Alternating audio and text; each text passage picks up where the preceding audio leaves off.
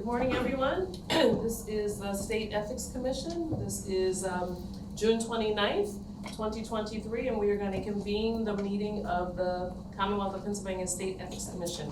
I'm going to begin by calling the roll, and then I have an opening statement to make before we get to our agenda items. Commissioner Schwartz? Present. Commissioner Hill-Wilson? Present. Commissioner Parcells? Present. Commissioner Reddycliffe? Here. Commissioner Caruso? Present. Commissioner Rafferty. Okay. And I'm Commissioner Sims. I am also present. Excuse me. Pursuant to the requirements of the Sunshine Act, the holding of an executive session must be announced at the public meeting immediately prior to said executive session or at the next meeting thereafter. An executive teleconference was held on June 5th, 2023, and an executive meeting will be held today, June 29th, 2023, immediately following this session, to review matters that are by statute confidential, including the review and consideration of applications for 90-day extensions of investigations that have been filed by the investigative division, administrative matters, and certain personnel matters. That concludes the statement. The first item on the agenda, excuse me, is the approval of the minutes from the last meeting, which occurred on April 12th, 2023. Has everyone had an opportunity to review the meeting minutes? And if so, is anyone prepared to make a motion relative to them, or are there any comments? No comment. I can make a motion to accept the meeting minutes as prepared. Thank you. Is there? I'll second. Thank you. All in favor? Aye. Madam Chair, I would like to vote aye, except for the matters for which I was recused and had worked on while I was the Commission's executive member. Duly noted. Thank you. And I think there was also a matter that I recused because of a relationship between the party and my law firm. Duly noted as well. Thank you. Are there any oppositions or abstentions? Okay, with the noted comments, great. All right, so then substantive matters. We have a few civil penalty orders that are before us this morning. There are three, and it appears that with respect to one of them, Commissioner Caruso is going to recuse. So let's do the first two. Correct. If that's okay, Commissioner Parcells, and then we will do the third one separately. There are two civil penalty cases with proposed consent agreements for our consideration. These cases involve Respondent Craig Sinkovich and Respondent Vernon Rouse, who failed to timely file statements of financial interest for calendar year 2021. Per Sinkovich's consent agreement, Respondent has now filed the delinquent SFI. Respondent Rouse has agreed to file his delinquent statement for calendar year 2021. Based on my review of the facts, I am of the opinion that these consent agreements are consistent with Commission precedent and are proper dispositions for these cases. It is my opinion that the Commission should impose the civil penalty agreed to by the parties for the terms of the consent agreements. And I would like to make a motion that the Commission approve the consent agreements submitted by each of the respondents and the investigative division imposing civil penalties for the failure to timely file statements of financial interest as follows. Craig Sinkovich and Vernon Rouse, $150 each for calendar year 2021. I further move, to the extent they have not already done so, that the respondents each be ordered to pay the recommended civil penalty amount agreed to by the parties for the consent agreement within 30 days of issuance of the Commission's order. I further move, to the extent he has not already done so, Respondent Rouse be ordered to file a complete and accurate statement of financial interest for calendar year 2021 within 30 days of issuance of the Commission's order. That's my motion, Madam Chair. Thank you, Commissioner Parcells. Is there a second? Second. Any discussion? Okay, all in favor? Aye. Opposed? Abstentions? All right, the next matter is the Taylor matter, so. Yes, I will be recusing as this matter was initiated while I was the Commission's executive member. Okay, thank you.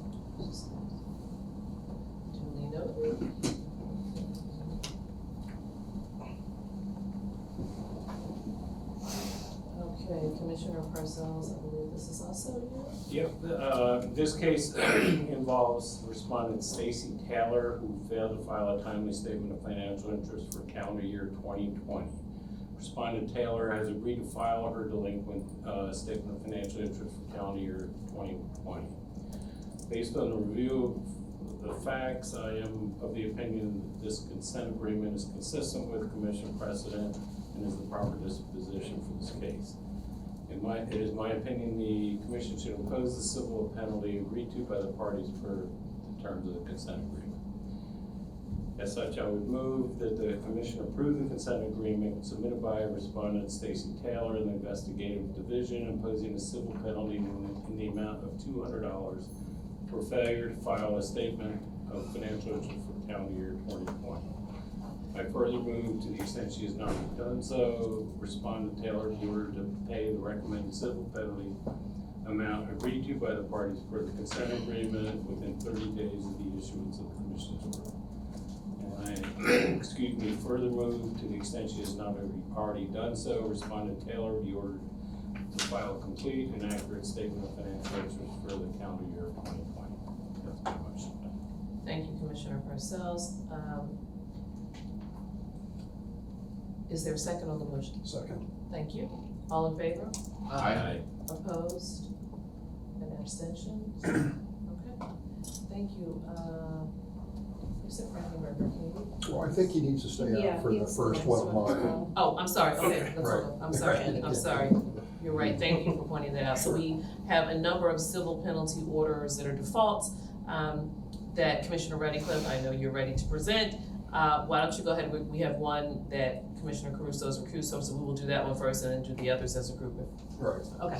that's smart planning on the staff's part. So not moving in and out. So thank you. One civil penalty default case is now before this commission for decision. Respondent David Kennedy failed to file a statement of financial interest for calendar year 2020. The respondent did not take action or respond to the civil proceedings. Following review, it is my opinion that as to respondent Kennedy, the commission should levy a maximum civil penalty of $250 for the delinquent statement of financial interest, and should also order the respondent to file his delinquent statement of financial interest. There is nothing in record that would constitute a defense or excuse for his non-compliance. Madam Chair, I move that this commission levy a maximum civil penalty in the total amount of $250 against respondent David Kennedy for failing to file a statement of financial interest for calendar year 2020. And further, he should be ordered to file a complete and accurate statement of financial interest for the same year within 30 days of the issuance of the commission's orders. Thank you, is there a second? Second. Thank you, any discussion? All in favor? Aye. Opposed? Abstentions? Carries, okay, thank you. Okay, now, Mr. Frankenberg. We may want to put on the record the reason for his recusal for that matter as well. He did. Oh, do you think it was not For the Kennedy. for the Kennedy? Okay, so let's just, Commissioner Caruso, before we proceed with the next matters, can you just state for the record, please, the reason for your recusal from the Kennedy matter? We haven't noted for the Taylor matter, but the Kennedy matter that was also just decided. Yes, I was recused from that matter as it was initiated while I was the commission's executive director. Noted, thank you. Madam Chair, before Yes. Commissioner Redcliffe begins, I just wanted to note that there was a typo in the next group of cases. There was a year typo. It was supposed to be a 2021.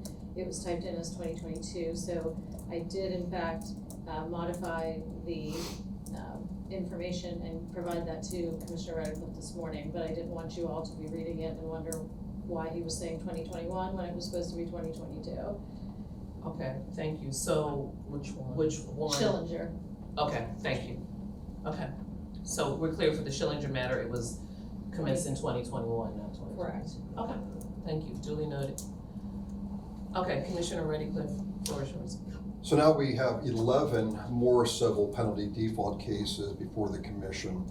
The respondents involved in these cases will be identified individually. in the motion I will be making with regard to these cases. In one case, the respondent filed a deficient statement of financial interest for calendar year 2021. In the remaining 10 cases, the respondent failed to file a statement of financial interest for the calendar year that I will detail in my motion. The respondents did not take action or respond to the civil penalty proceedings. Following review, it is my opinion that as to each respondent, the commission should levy a maximum civil penalty of $250 for the delinquent or deficient statements of financial interest. Further, the commission should also order each of these respondents to file their statements of financial interest. There is nothing of record that would constitute a defense or excuse for their non-compliance. Madam Chair, I move that this commission levy maximum civil penalties against the respondents in these 11 civil penalty defaults cases as follows. A maximum civil penalty in the total amount of $250 against the following respondent for filing a deficient statement of financial interest for calendar year 2021 and failing to remedy the identified deficiency, Clarice Schillinger. Further, the commission should levy a maximum civil penalty in the total amount of $250 against each of the following respondents for failing to file a statement of financial interest for calendar year 2021. Richard Mintzmoyer, Andrea Snavely, Ken Dram, Quimone Brody, Tracy Fritz, Lindsay Zimmerman, Shaletta Spencer, Abigail Vertil, Adria Stewart, and Amber Stesic. Further, these respondents shall be ordered to file complete and accurate statements of financial interest for the year stated within 30 days of issuance of the commission's order. Thank you, Commissioner Reddy, but just for clarification, I didn't hear one of the listed civil penalty orders. Did I miss? Which one? Brody. I mentioned Quimone Brody. Okay, I'm sorry, Yeah. okay, I'm sorry. Yeah. Just that I didn't hear it. Okay. Well, I may have mispronounced it. Okay. No, it's, no worries, you probably pronounced it correctly, I just didn't hear it. Okay, just wanted to make sure we have everyone included, so, all good. Is there a second on the motion? Second. Thank you. Any discussion? Further questions? All right, all in favor? Aye. Opposed? And abstentions? All right, thank you. Okay, so moving on in our agenda, we have some administrative penalty orders, excuse me, which are consent orders. We have two that are going to be presented by Commissioner Caruso, and then one by Commissioner Hill Wilson, followed by one by Commissioner Schwartz. So, Commissioner Caruso, are you prepared? Yes, I am. Okay, great. Thank you. There are two administrative penalty cases with proposed consent agreements for our consideration. Respondent 21st Sen Ed failed to file timely its quarterly expense report the second quarter of 2022 in its capacity as a principal.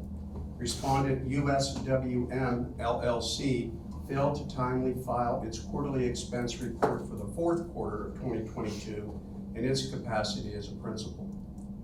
Parties are in agreement that both respondents' transgressions of the lobbying disclosure law were negligent. Respondents have now submitted the delinquent expense reports to the Department of State.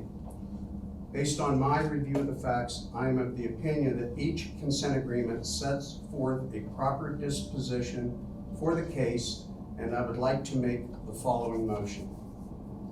I move that the Commission approve the consent agreements submitted by the Investigative Division and the following respondents and oppose the following administrative penalties. As to 21st Cent Ed, one administrative penalty in the total amount of $10,000 for its delinquent expense report for the second quarter of 2022. As to USWM LLC, one administrative penalty in the total amount of $6,500 for its delinquent expense report for the fourth quarter of 2022. I move that the respondents be directed to pay its administrative penalty to the Commission by no later than 30 days after the Commission's order. That is my motion. Thank you, is there a second? Second. Thank you. Is there any discussion? Questions? All in favor? Aye.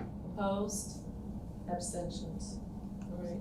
Thank you, Commissioner Caruso. Commissioner Hill Wilson, the floor is yours. Yes. Respondent Verlin CLA failed to timely file a quarterly expense report for the third quarter of 2022 in its capacity as a principal. The investigative division indicated that the respondent's transgression of the lobbying disclosure law was negligent. The respondent has now submitted their delinquent expense report to the Department of State. And just briefly, some factual background is that CLA was a registered principal that failed to file a quarterly expense report for the third quarter of 2022 with the Pennsylvania Department of State. Warning notices were issued to them, but they failed to comply within the 30-day cure period provided. The investigative division indicated that the transgression was negligent rather than intentional. So with that, based upon my review of the facts, I would like to make the following motion.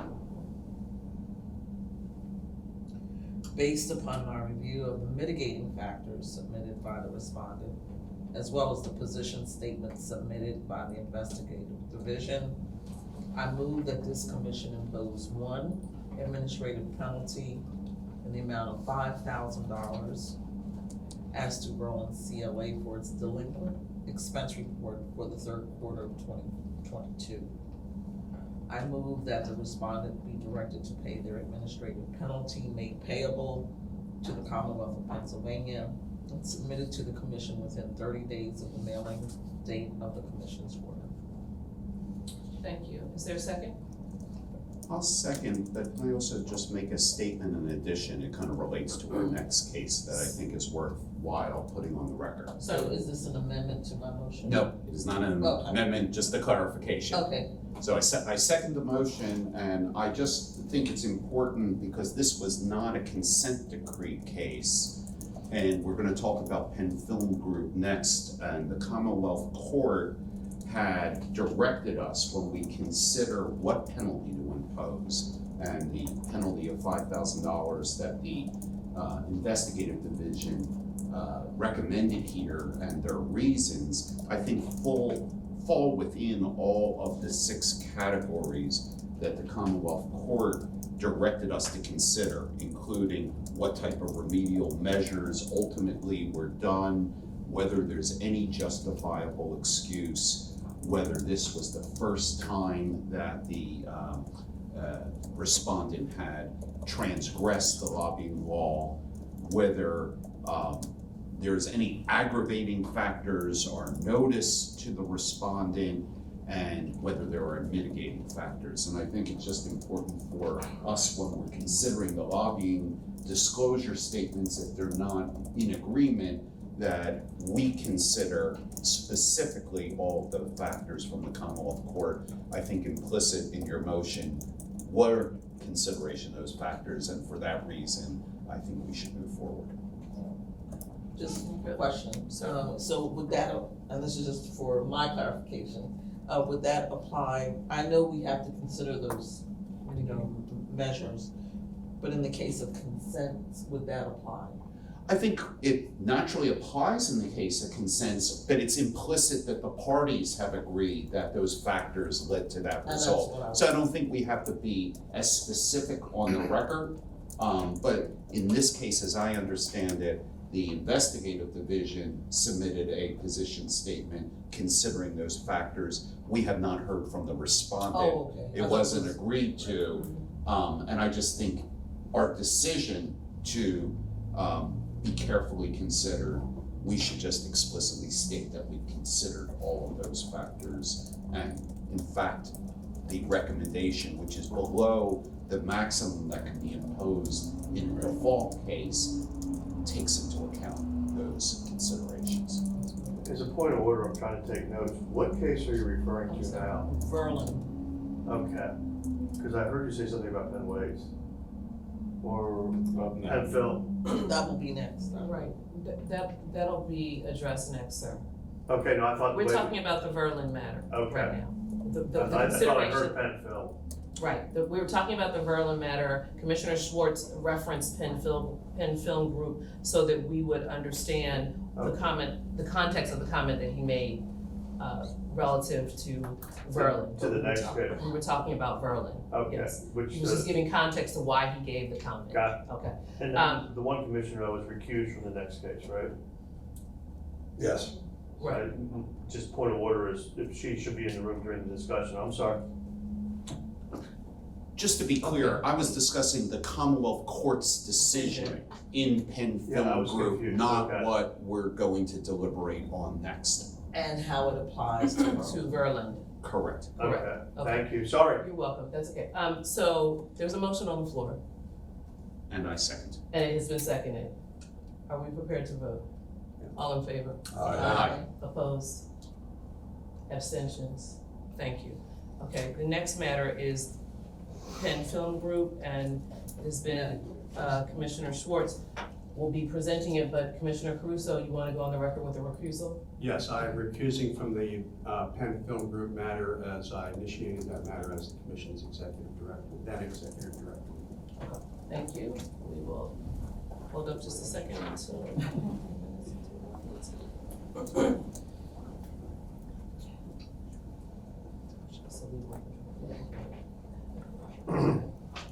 Yeah. Yeah. Okay, all right. So, Penn Film Group, Commissioner Schwartz, the floor is yours. Yes, so everybody may remember, I don't know if everybody was on the commission at the time, but we had a default lobbying case involving the Penn Film Group. At the time, and consistent with our practice at the time, a default without any excuse, we imposed the maximum penalty under the lobbying statute. And post-default, Penn Film Group appealed that opinion to the Commonwealth Court.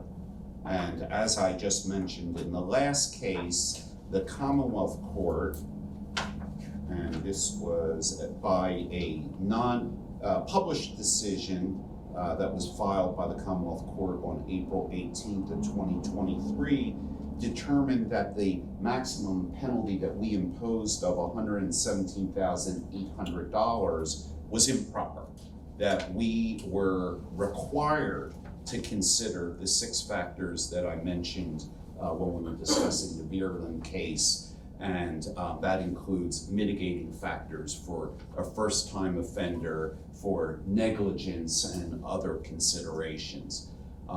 Penn Film, part of the default was during the pandemic period, and there were other mitigating factors.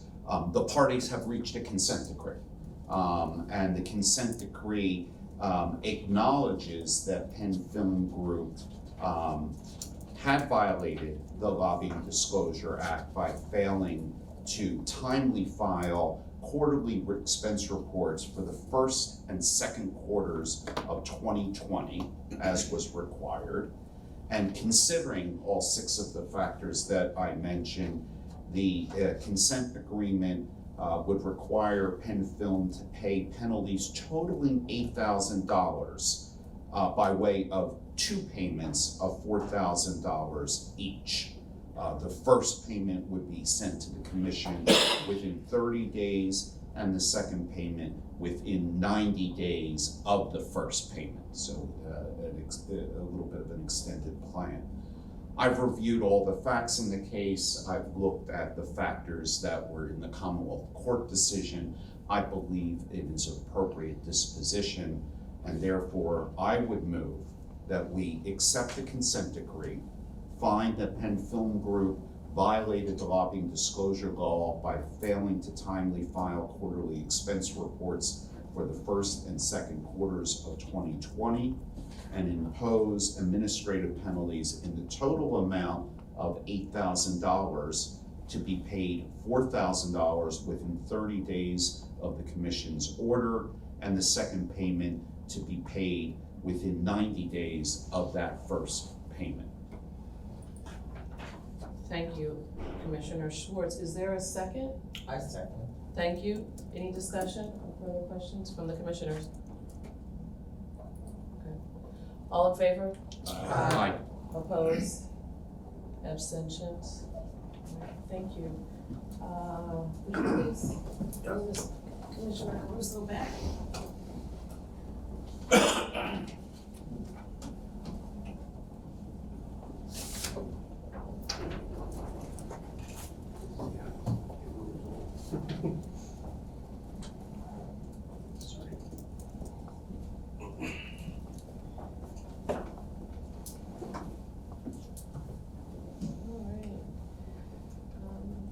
Okay, so next on our agenda, we have administrative matters regarding our regulations. And so I am going to ask our chief counsel to present these two matters. Before doing so, I just want to go on the record by thanking you and the legal staff, as well as the commissioners who are co-leading the committee on these regulations for the amount of work and effort and consideration and attention to detail that has gone into the rulemaking proposals. So I've realized that it's an incredible amount of work and thought and consideration, and I just wanted to go on the record on behalf of all of us to say thank you. These are necessary things that, you know, are probably tedious, and so we recognize that. But the rulemaking process is deliberate and tedious for a reason, and we intend to follow that process. And but we recognize that it's a fair amount of work, and so I just wanted to say publicly on the record, thank you. And the floor is yours. Thank you, and I also would like to thank Mary Fox for her input as well. She's been invaluable in this process for me, being able to move this forward. What you have under the fifth matter on the public agenda is a copy of the what's called an annex, which are the actual changes that we are proposing. And the way that it works for the Independent Regulatory Review Commission, anything in brackets is being deleted, anything underlined is being added or changed. So as you go through, you'll see the different changes that were made. The second form that is attached to this is the regulatory analysis form. And this was one where, again, Mary Fox was a huge help with getting this completed in such a way that we think that it'll pass muster by the Independent Regulatory Review Commission. It's a very long document, and what it does is explain what we're doing and why. And what we did was, and Mary, again, came up with Mary came up with the idea of sort of bucketing these into 3 separate categories in terms of modernization, clarity, and consistency. And that's how we tried to group all of these changes, because there are some really minor changes. I mean, we're changing, taking out letters and adding an E to the end of employee and things like that. So there are a lot of very tedious changes that are repeated throughout here, but we have to mention them each time that we are changing them. So when they're referencing the document themselves, they will be able to go to whatever section we reference and see the change that we're proposing. So I think that in terms of justifying what we're doing, I did have a little bit of a concern. Some of the changes, again, are little, I don't want to say nitpicky, but they're very, very, very, very hyper-technical changes that we're making. And I wasn't sure how well received that would be across the street, but I'm much more confident now that we've gone through it all and put together the regulatory analysis form as well as the preamble, that those changes are going to be seen as needed, necessary, and long overdue, especially for these particular regulations that have been in place for so very long. So the preamble is the last of the 3 documents that you have, and that is actually going to be, it might be before. The preamble should be the first one now. That, again, is going to explain, it will be published, it'll be explaining what we're doing to the public and why. So again, that way, when they look at something to them, it may look identical. Again, we're adding an E to the end of the word employee. Somebody looking at that may not notice a change of that nature. So the preamble, again, identifies all of the various changes that we've made and directs them to the actual sections that are being changed. So I think that we are confident, I am confident, I should say, that we should move on to the next step in the process if everyone else is confident with these technical changes. I would be happy to go through all of them. There are a number of them. I think we've hit some of the the high points of them, but I would be happy to go through them all if that's what you would like. It's certainly your call on that one. So, thank you. Let's do this, I think, just for the record, and let me start by saying, Mary, thank you as well. I did not mean to exclude you. You've also done a ton of work, so, thank you as well. Bridget, you know, what might be helpful, I don't think it's necessary for myself, and if anyone else feels differently, please speak up, but to go through every last one of these changes. But if you could just describe in a little bit more detail the 3 categories of changes, I think that would be sufficient for the record. And we've read all of the changes and the black lining, and so I'm certainly willing to open up the floor for questions from any of the commissioners regarding specific changes, but why don't you just give a brief description of what you mean by the different categories, and I think that would be sort of sufficient for Sure. The overall purposes. The first category was clarity, trying to clarify some of the provisions in the act, or in the regs, to make them, again, more clear, to use that's so bad, but, it removed some unnecessary language that was in there. It, changed, the definition of an advice from a written directive to just written advice of counsel. So it's much more clear to someone that they're not getting a directive from the chief counsel's office, they're getting a written advice from the chief counsel's office. So we wanted to, clear up some of those types of mistakes, not mistakes, but some things that we don't like anymore.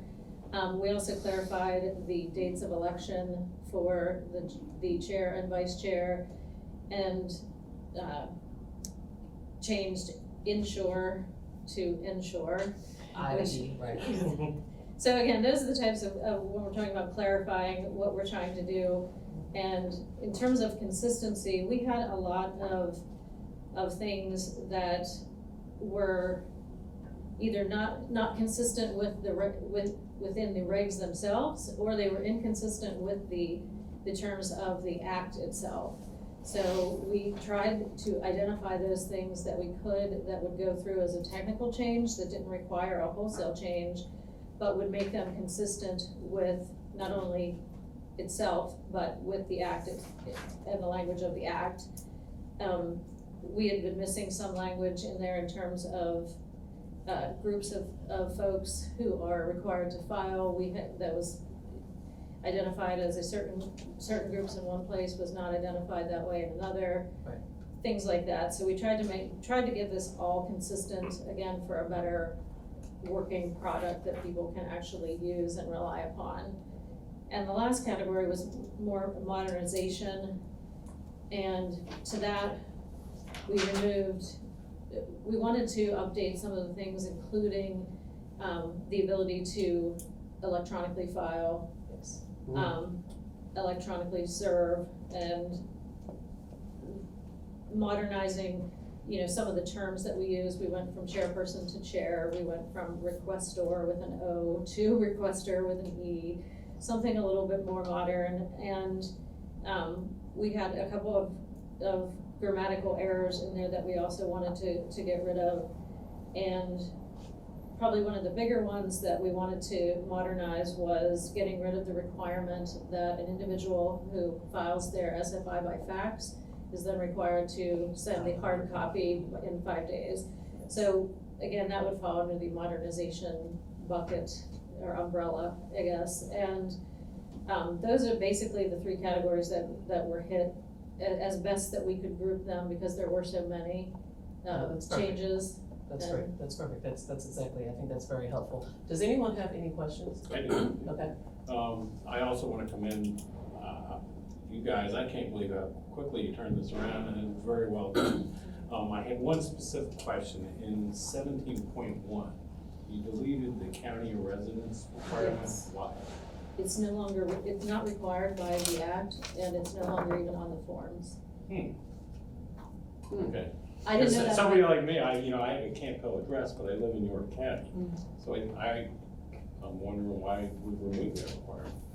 I wondered why we had it there to begin with. and That's then- why, because of me.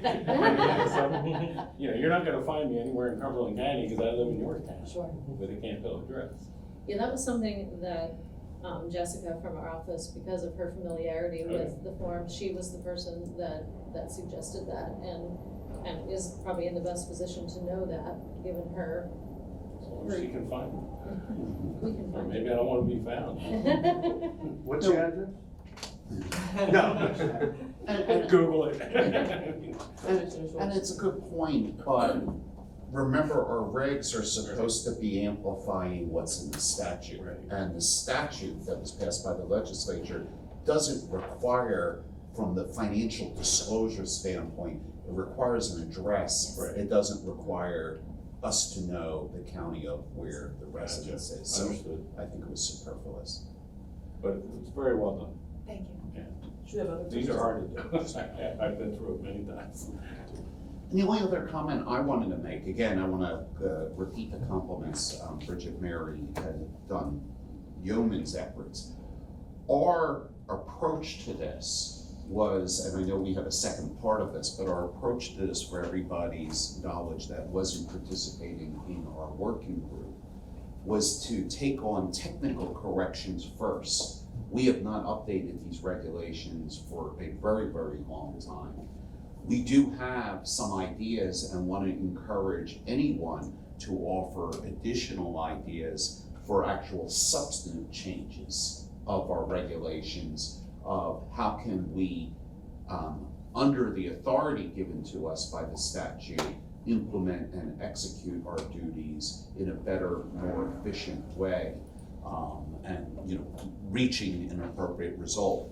I think we're going to talk about that next, but in the interim, I would suggest that we move forward with authorizing the staff to start the regulation process on these technical changes. There is one thing that we wanted to bring to your attention, and Mary may be able to speak to this, although she's looking at me like I'm, like she maybe not.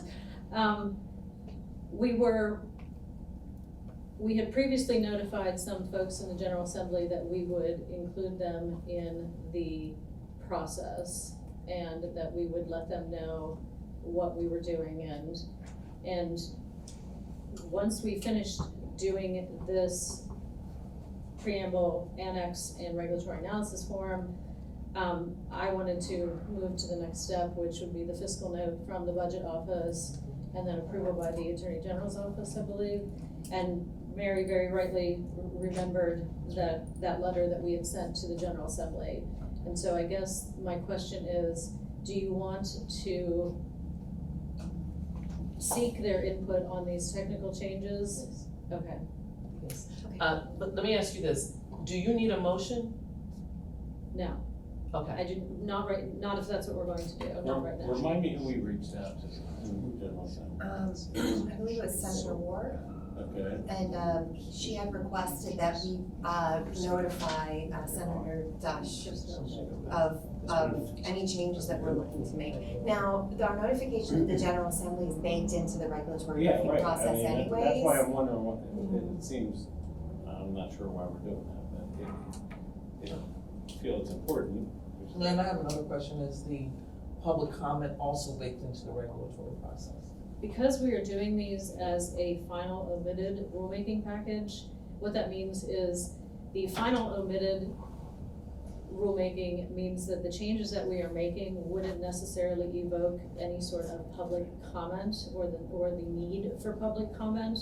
So again, going back to the changing employee, changing the spelling, that's not generally going to prompt somebody to comment on it. So that allows this final omitted process, it cuts down probably in half the amount of time that it takes to do a regulatory package without, we would have to do them as a proposed, have them published, public comment period, et cetera, if we're not gonna do the final omitted process. And so because of the nature of the changes that we were doing, we decided that the final omitted process would be the best process in terms of moving forward.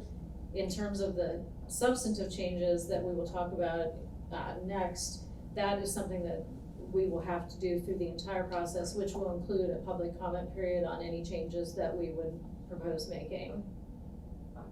Thank you. So, although you don't need a motion to proceed with the next step, I think we probably want to, so that we can proceed thereafter, Okay. get a motion on the record so that we have direction relative to what happens, assuming there are no objections to these technical changes when they go to the General Assembly. Okay. Right? So let's, if there's no further discussion, or does anyone else have questions or concerns about the technical changes that are being proposed?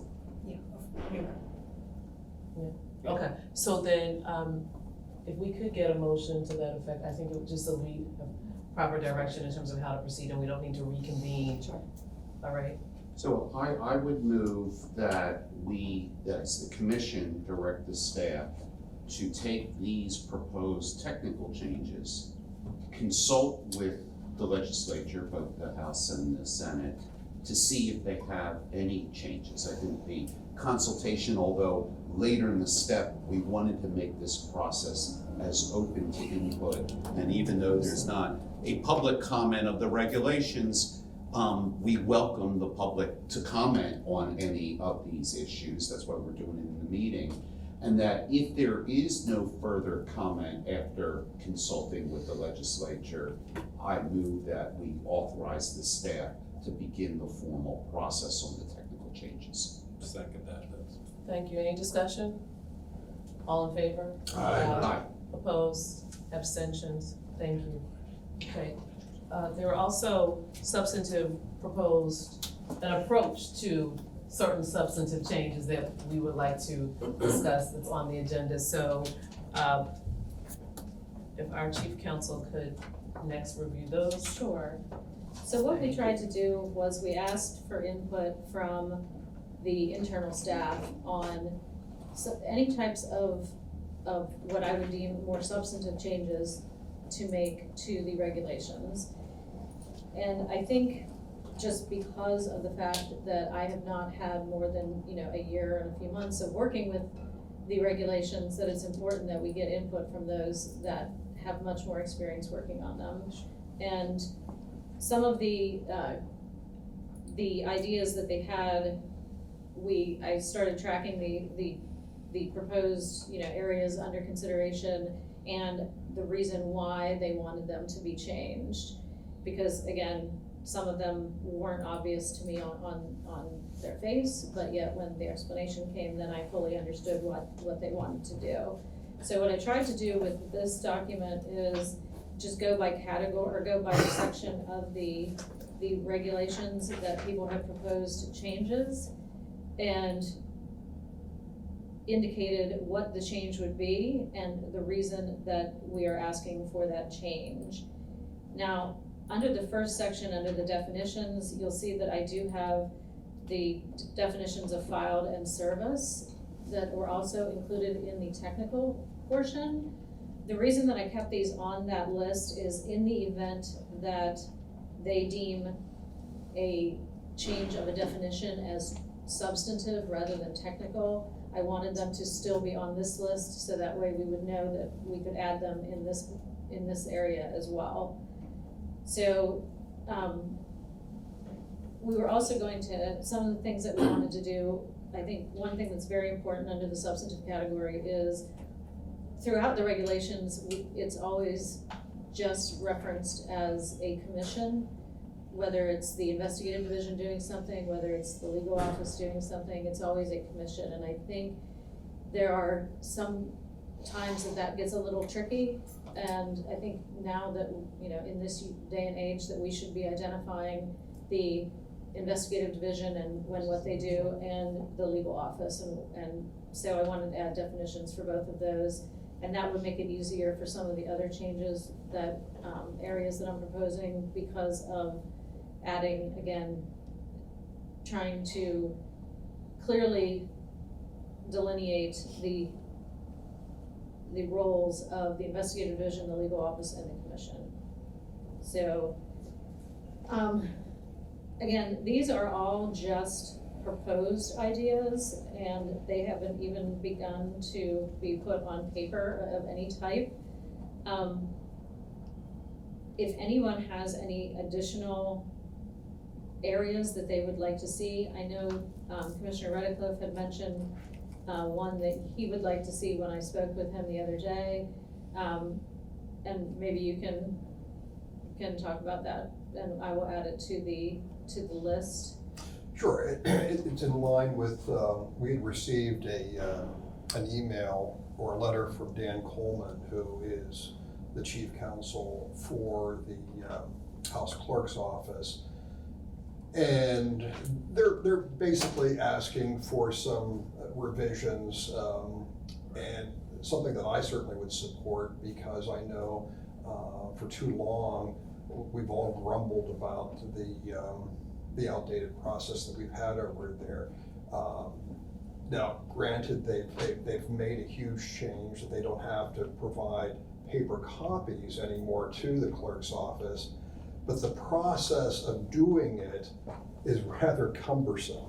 So they can fill it out online, but then they have to download it to sign it, then they have to upload it to send it back. And it's just, it's the process is ridiculous. Now it's much better than downloading it, filling it out, and then sending it over, and then having a file room as big as this room for hundreds of employees year after year after year. But I think it's that one more step. And to me, it also goes a long way, because they came to us, let's add it. As a goodwill measure, let's add it to our initial, and say, hey, you came to us, we think it's a good idea, and it's part of our substantive reforms that we want to add up front. There could be dozens more that come to us that we're all not aware of, but since we already have that one, I think we should include it.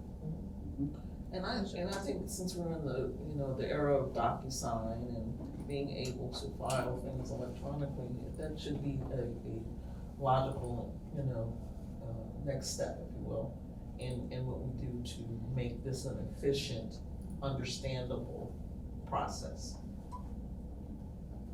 I mean, kids are doing. I'm sorry to do that. A 10-year-old. Yeah. So I mean, and generationally, there are people who they can't even believe we're doing snail mail facsimile. They're like, facsimile. So I think we have to become more modern.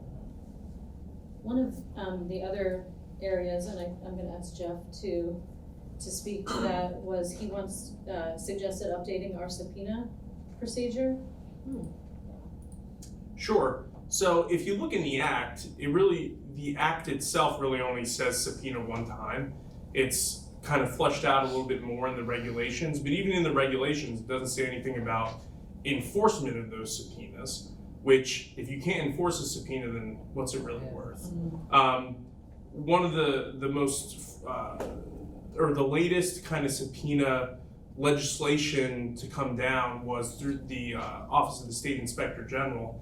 And so I just suggested that we model the regulations of the subpoena after that, since it's something that passed, muster across the street, and it seems, a similar type of work that we do. Is there a subpoena question? I don't know the answer to this, so it's not a rhetorical question. But is there within the Administrative Procedure Act a provision for subpoenas issued by administrative agencies? There is, but our regulations specifically say that we don't follow the Administrative Procedure Act. It's these regulations, and these regulations don't really say a whole lot. So could we adopt for, Sure, yeah, that's a great idea. We could also go that route too. I just brought this up when I was asked about substantive changes as something that we should take a look at. That would be my suggestion. Now we have, enforced subpoenas. A lot of them have been mooted out because we tend to make an agreement after things have been filed, sealed, at Commonwealth Court and things like that. But having something actually written down in the regulations, I think, would go a long way to And avoiding that process at all. And I think that it might make it easier and more acceptable and palatable to whoever is looking at these ultimately if we're taking it across the legislatures, for example.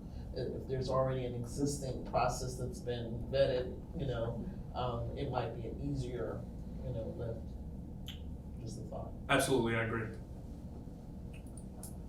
And then just a comment, because on our outline here, I think all ideas are great and we can, see whether there's particulars for our subpoenas versus other administrative agencies, but it's all part of the rulemaking.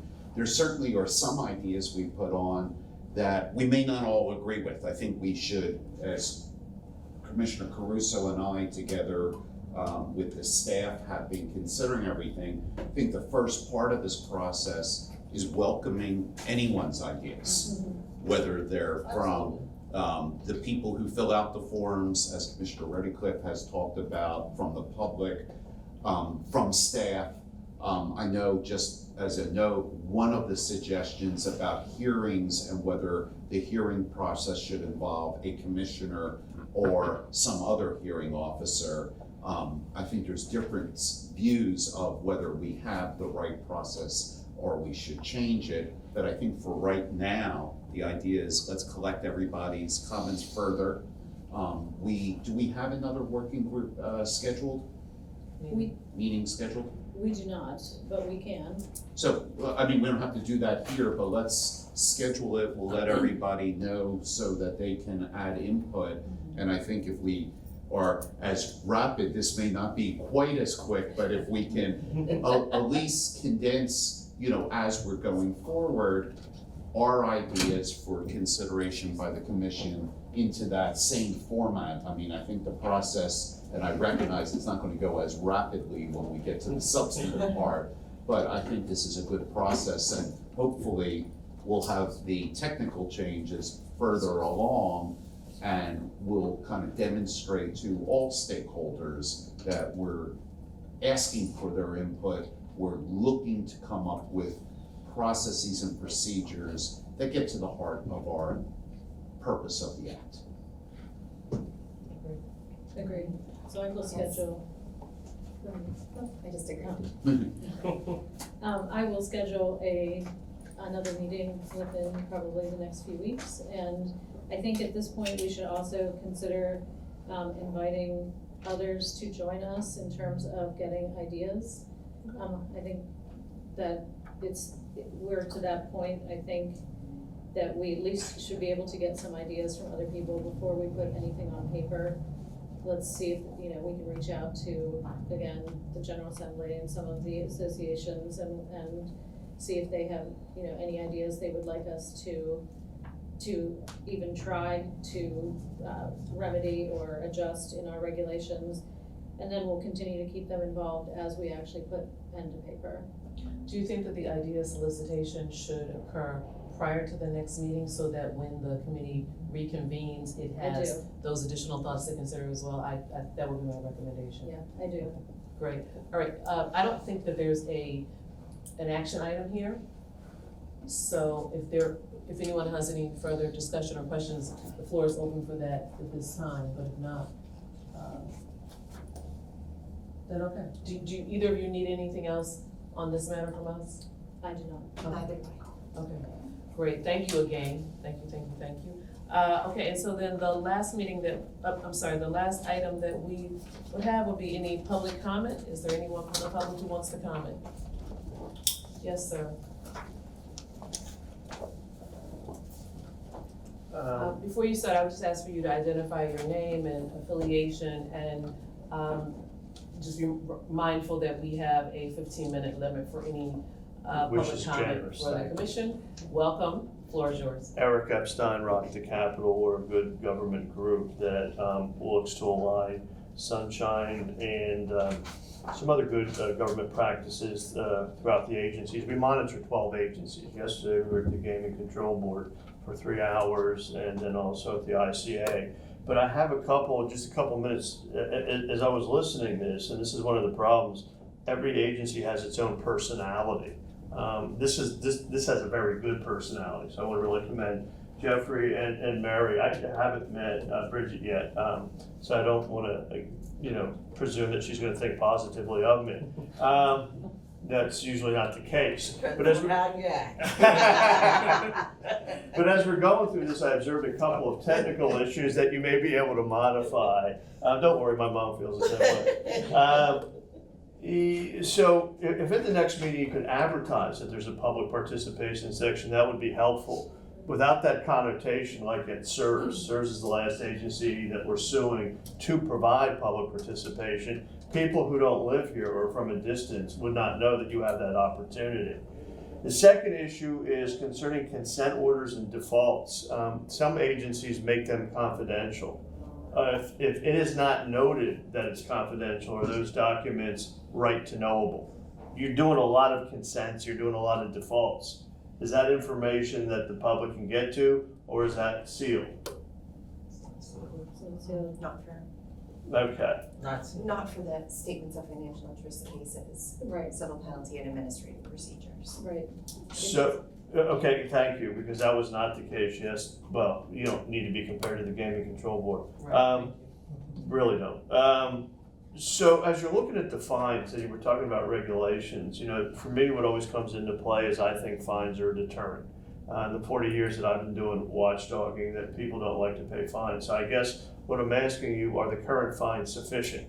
As we went through one road, the maximum fine was $250. We heard potentially 17 grand. And what comes to my mind as a watchdog, the deterrents are usually a fine, and the deterrents are, do you have to pay costs for dragging us through the legal mud? So, just a suggestion again in the regulation, because they said COVID, I get it, we're new to the black, at some point, again, this is being old school, everybody plays by the same rules. When we start the meeting at 9, it's 9 and not 9 or somewhere in between. The other issue I had is, and this is again technical, when you go down through lobbying, USWM, there's acronyms for some of these companies. It's hard to know what that company is, or for me, I'm thinking it's waste management. Right. All right, so it could be, Universal System for Women, I don't know, from Monroe County. Not a big deal, but it's helpful. The other thing for administrative matters, and I was listening carefully to the $17,000 fine issue, where that was broken down into 2 buckets of 4, is whether or not that's precedential. Did something occur there that was egregious, or was this, again, I'm just leery of everything being COVID related. Sorry, we couldn't get it done because it's COVID. And again, I don't know that there's much you have to do with that other than an observation. And the last observation I made as you guys were going through this is the regulations are incredibly important, as are the verbiage. And I actually think what you're doing is remarkable, because in another world, if we were at a federal agency, this would be paperwork reduction, this would be efficiency, you would be streamlining. So this is, it may sound to people listening, if anybody's out there, hi Mom. Exactly right. Yeah. She's turned me off about 40 years ago. But, those are some general suggestions, and when the regulations come up, and this goes to the heart of my testimony today, my biggest complaint with the federal and the state government is the lack of coordination between agencies. So as you're doing regulations, and you're going to see with my testimony today, I'm likely not parked in the right venue. But the case I have brought is probably not parked in any correct venue. So I would just hope that we can have better coordination. My career was mostly environmental, and so you go to the EPA and they say go to the DOE said go to the NRC, and unless you're trying to find a valid wheel of fortune, it makes no sense, and the ending is not there. So I can't ask you to go beyond but as you were saying, what was at the heart of your mission, which can be construed as, based on my experience, as being somewhat limited. The other thing that's confusing for folks and for me is if there is a relationship with the commission and the ethics committee's over there. Because the way the ethics committee behave over there is far different, if you can find them at all, And I would not know unless I came today if there is an oversight entity for the State Ethics Commission. And I have personal feelings about Kim Ward. I think is terrific. The person she's referring to, that's your decision. You know, I can't say anything, but I think there's the potential for becoming political. I have a extensive testimony. Not going to read it. Not going to do it. I just want to point out a couple of things. And I think I kind of advertised at the last meeting we'd be going in this direction. We're at the Turnpike every other week, and one of the problems at the Turnpike, and I think there's a lack of clarity between Ethics Commission and Sunshine. And I want to thank Jeffrey and Mary. I talked to them. Is that I don't know what you do when there's a systemic culture of omission, when there's a systemic culture of silence. I was at a meeting in February where $2.5 billion was transacted and not a word was spoken. So to tell me that you transacted $2.5 billion and you didn't discuss it, well, you can tell me that. So I filed right to know request. Can I have the meeting of the minutes that made the recommendation? We're not going to give it to you. So that could probably be more Office of Open Records, but you do have terminology in your act that refers to business and refers to contracts. That's a lot of business. In fact, nobody's even remotely close to the amount of business at the Turnpike, and nobody wants to touch them.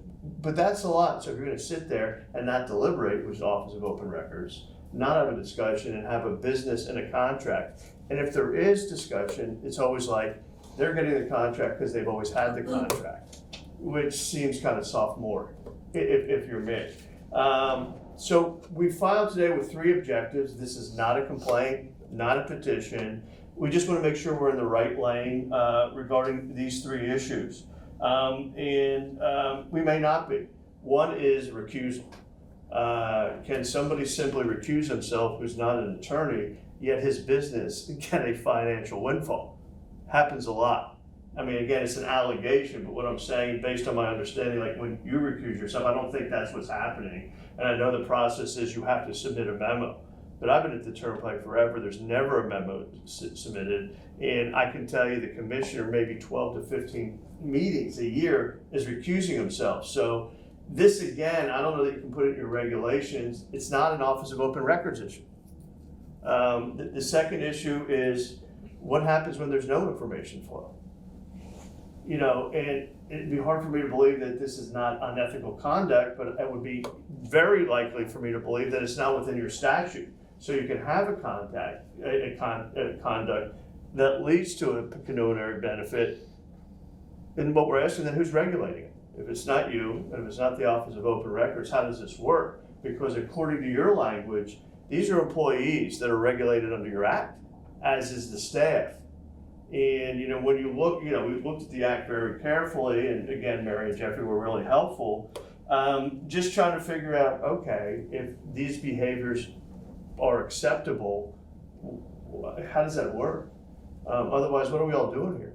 I mean, why are we having meetings in the open if nobody's discussing anything? I'm not, you know, saying this to you, but just in general, you know, when you look at the amount of business, and what we did, and we documented this, it took us 3 years to get to where we're at, is every time we had a question, file a right to know request. The way it works is there, I don't know if you're aware of this, 5 days, we'll get back to it in 5 days, then we'll give you another 30. Well, the voter right took place. All right, so 5 and 30, and then we're not going to give you anything at all. It's very discouraging. So I guess, I don't know if in some, I'm sure you have copies of this. You know, the 3 issues there may not be parked here. I get it. So all we're asking for, again, not a complaint of the 3 issues, if you could either direct us to where they should go. If you're not involved, you know, and I guess the third plea is there a way for somebody other than me to raise these issues? You know, if you're, I think what I said to you is probably something that you were aware of, or I tried to advertise before. What do you do if you're the public and you go to a meeting and information is not transacted, a contract is awarded, and then there's no recourse? And, you know, that being said, I just want to thank you guys, and I apologize, Chairman Sims, for my earlier outburst, but we're very anal. You know, as I was trying to write it, I got confused with those 2 cases, so that's an apology. I was out of order. The final thing I wanted to bring up, and again, it should become kind of like at the conclusion of all our comments here. I can't thank you guys enough. You're very inclusive, and I think it's you guys set the bar. 15 minutes is a big difference in most agencies where it's 15 seconds. So however you came to the culture that you're at, where it's very open, transparent, and inclusive, out of the 15 agencies, you guys are the gold standard for allowing and having, even encouraging the public to participate. And it's, for me, it's unusual to usually say that because I'm usually being dragged from the room. Not violently, of course. Don't worry, Mom. But you really deserve a lot of credit, as does your staff. So I just wanted to thank them and thank you. There'll probably be some follow-up right to know requests, so don't be offended. And again, there are 3 asks, if we could get to them. Final issue is based on, I'm aware of the Still-Contino ruling, is since this is not a complaint, since this is not a petition, my assumption, would there be an objection if we put it on the web? So in other words, I don't wanna, I read the case, I get it, I also don't wanna be fined. Have we steered this in a direction where this is allowed to be public material? Although I guess it is for the throngs listening. Thank you for your comments. The chair would first like to recognize that she's not a man, and so. Oh, did I say that? It's okay. Just. Let's get that to the regular, the technical stuff, yeah. Chair would like to be referred to as the chair. Yeah. In a gender neutral manner, please. Yeah. Again, thank you for being here. Thank you for your comments. We certainly do welcome you as a member of the public, and we for all of our public meetings, just so you're aware, we do have a public, an opportunity for the public to speak. It's generally at this time during the meeting, at the end of the meeting. Yeah. The meetings are also available on our site, and they are recorded, as you've noted. Here, I don't know that I'm going to address every last one of the points that you raised. Yeah, I get it. I will open up the floor if any of the other commissioners have responsive comments that they would like to make or think are appropriate. I would just say with regard to the oversight of the requested oversight, I would say the oversight in terms of the commission and the legal decisions that we make is the Commonwealth Court. I mean, you can appeal to the court the decisions that we make, is that fair? Yes. So that's one thing that I know that I offer to you. I guess the question was, since you probably are appropriated a budget annually, there's usually an oversight committee in the legislature. Is there none?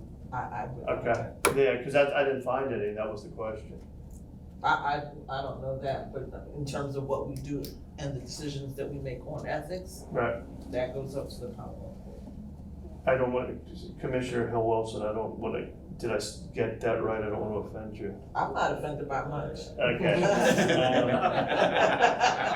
I'm a trial lawyer. Yeah. 40 years, so it would take a lot. Should have invited you to my bar mitzvah. So, here, let me just be direct. You know, a lot of what different agencies do is predicated on the fact that if they do it too well or too aggressively, their funding is abbreviated. So that's, being honest with you, that's why I'm asking you. So if you're too aggressive in ethics and step on the wrong toes, funding could be affected. So that's why I was asking about the oversight agency. I want to just be direct. I don't know, but I Okay. can tell you this, the fact that we're here, in my opinion, and this is just personally, you know, I'm here to do my job. I'm not here for a personality contest. So that's, if it comes to us, our sworn duty is to uphold the law as it's written, as we understand it. We do that, it goes up on appeal. If people wanna cut funding, I don't have anything to do with that, knowledge of it. I'm just here to do my job. That's what I do. Madam Chair, I think to get at what Eric's alluding to, typically in my 40-plus years experience with the commission is the state government committees in both the House and the Senate have had oversight over the commission.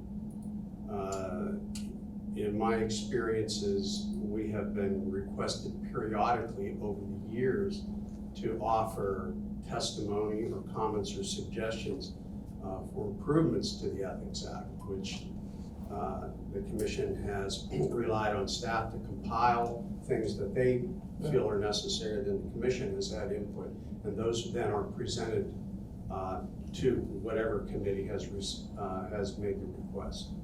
Well, that would make sense that Senator Ward would refer to Senator Dush, I get Yes, that. that's why. Which leads to the next question, are legislators exempt from investigation from the Ethics Commission? 'Cause I've actually filed a complaint years ago, which I just want to, see if there's, they're indemnified from other laws they pass. I didn't know if they were indemnified from this.